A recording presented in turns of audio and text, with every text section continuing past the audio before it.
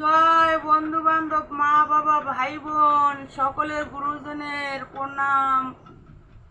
আমরা এখন এই গরিব বুড়া লোক মালা গেতে খেতে হবে। আমাদের ছেলে আছে একটা, বিয়ে করাইছি, সুতপারানি কোনো কাজই করে না, ঢ্যামনা একটা বউ নিয়ে এসছে, ঢ্যামনা কোনো কিচ্ছু করে না, দুটো ভাতও খেতে দেয় না শান্তিতে। আমার এতই মনে কষ্ট, কি আর বলবো, আমার মনে সব থেকে কষ্ট বেশি। তোমরা যে যেখানে আছো লাইক শেয়ার কমেন্ট করো।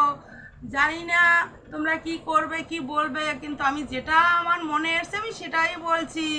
আমার যে বউ, তুমি যদি দেখলেই বুঝতে পারবা বিশাল জল্লাদ জল্লাদ জল্লাদ অত কাজে লাগে না, এতই জল্লাদ।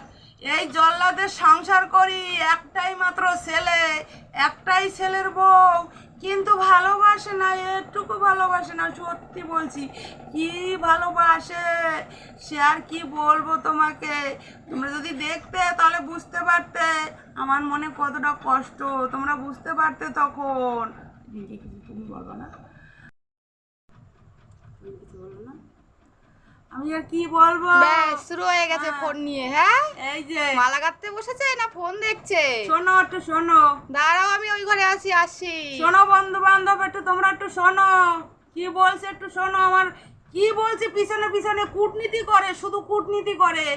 আর গ্রাম, সারাদিন রাতের গ্রাম আর গ্রাম, আর কোনো কাজ নেই।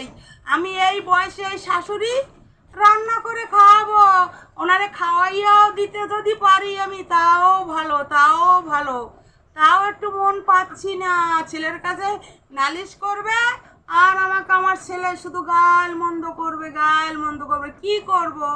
সবজি আনতে পারি না, বাজার আনতে পারি না, গাঁট আনতে পারি না, আমি তো ইনকামই করতে পারি না। এই যে এখন জবা নিয়ে পড়ছি, দুটো জবা গাঁথবো, ওই 2 সেরা পাবো, তাই দিয়ে তো এনে দেবো আমি, তাছাড়া আমি কোথায় পাবো? কিন্তু সেটা আমার বউ কখনো বোঝে না, শুধু কূটনীতিটাই বোঝে। সত্যিকারেরই কিন্তু বউমা আমার এটা, আমি সত্যি বলছি, আমার মেন আমার বউমাই এটা, ঠিক আছে? আমি মিথ্যে কথা বলি না। তোমরা যেখানে থাকো ভালো থেকো বন্ধু, ভালো থেকো।